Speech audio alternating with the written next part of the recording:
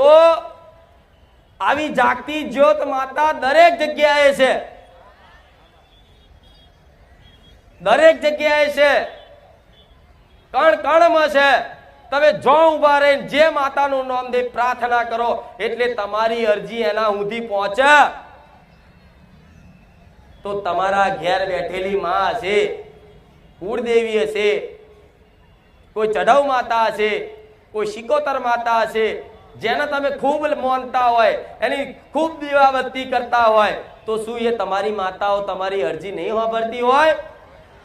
સાંભળતી હશે ને? કોઈ શંકા ખરી?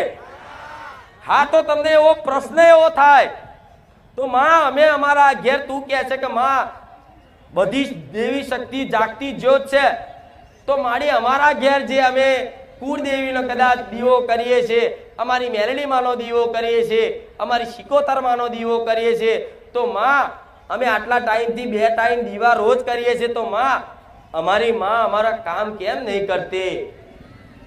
પ્રશ્ન થાય કે નહીં?